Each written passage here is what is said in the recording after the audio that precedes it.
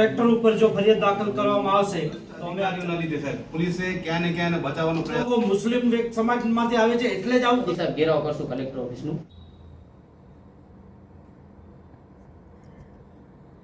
ભુજ તાલુકાના ખાવડા નજીક સાધારા દદ્ધર માર્ગ પર માર્ગ અને મકાન વિભાગની ગંભીર બેદરકારીના કારણે સર્જાયેલા જીવલેણ અકસ્માત મામલે ભારે રોષ જોવા મળી રહ્યો છે.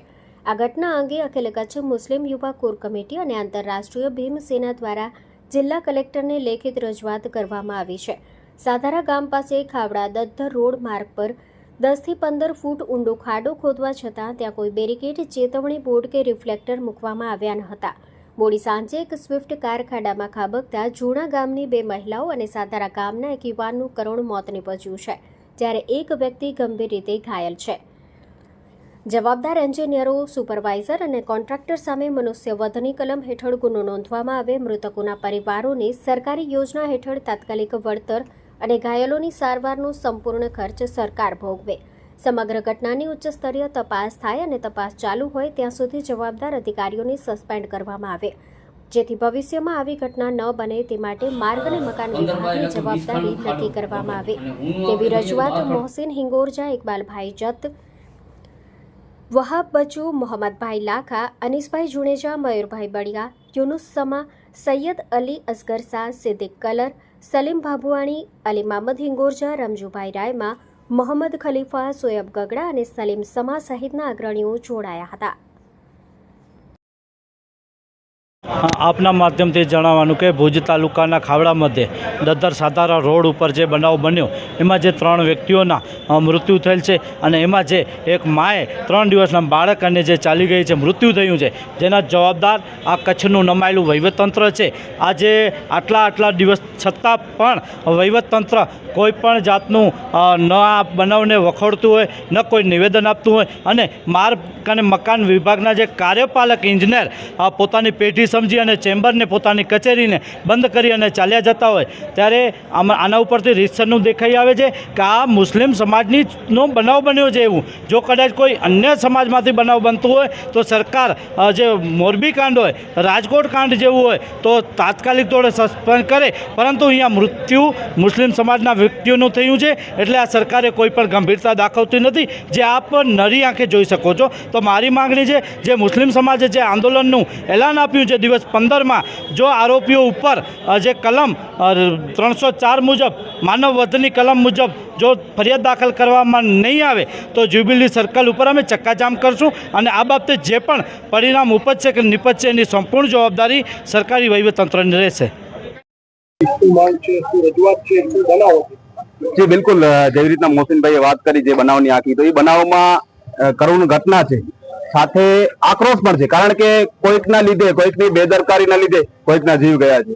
તો જેવી રીતના હર્ડિંગ કાર્ડ બન્યું હતું ગુજરાતમાં, રાજકોટમાં ગેમ ઝોનમાં ઘટના બની હતી, જેમ મોરબીમાં ઘટના બની, તેવી રીતના એક ઘટના છે.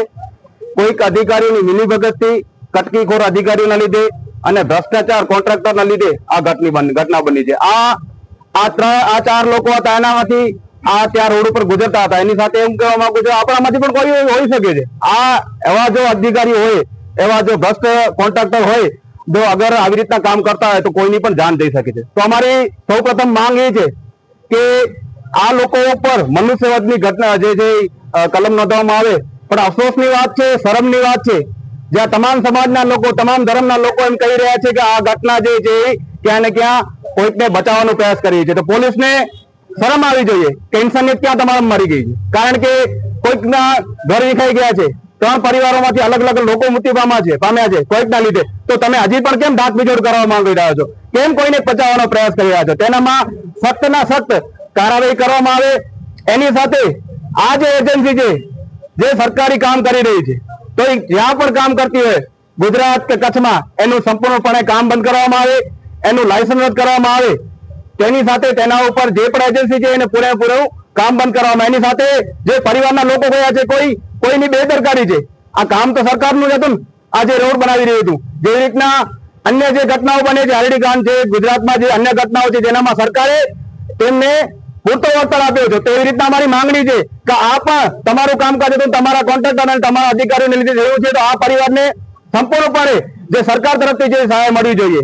અને અન્યથા આ સાથે અમારી માંગણીઓ છે દિવસ 15માં આ માંગણી સ્વીકારવામાં નહીં આવે તો 16મા દિવસે અહીંયા ઉગ્ર આંદોલન કરવામાં આવશે. ઓકે ભોજનભાઈ, શું રજૂઆત છે, શું માંગ છે, શું બનાવ હતો? બનાવ એવો હતો કે જે દદ્દર સાધારા રોડ છે એના ઉપર કોન્ટ્રાક્ટર દ્વારા એક ખાડો ખોદી નાખવામાં આવ્યો હતો. એ ખાડો જે છે એ 12 ફૂટ ઊંડું અને 15 ફૂટ જેટલો લાંબો ખાડો ખોદી નાખવામાં હતો. કોઈ પણ સૂચન બોટ વગર, કોઈ પણ ત્યાં ઢગલો કર્યા વગર, કોઈ પણ લાલ પટ્ટી લગાવ્યા વગર, બેરિકેડ લગાવ્યા વગર ખાડો ખોદી નાખવામાં હતો.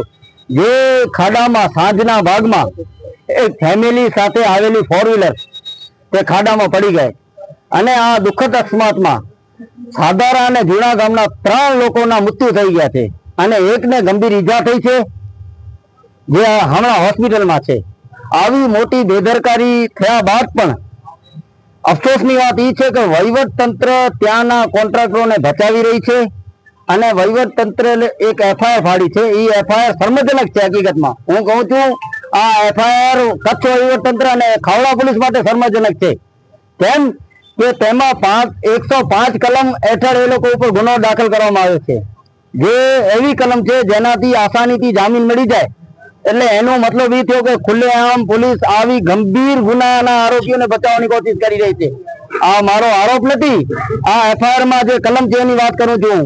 હકીકતમાં આમાં કલમ મનુષ્યવાદની લાગે.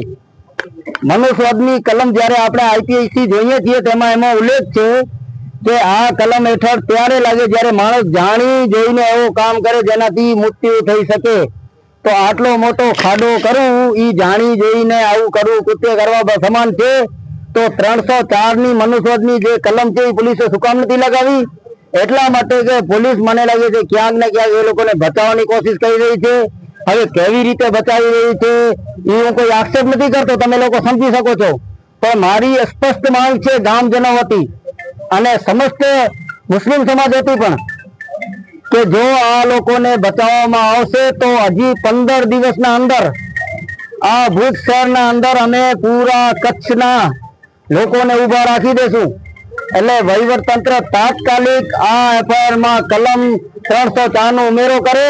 15 દિવસના અંદર ભીડ ગેટ થી કલેક્ટર ઓફિસ સુધી એક મહારેલીનું આયોજન કરશું જેને તમે રોકી નહીં શકો.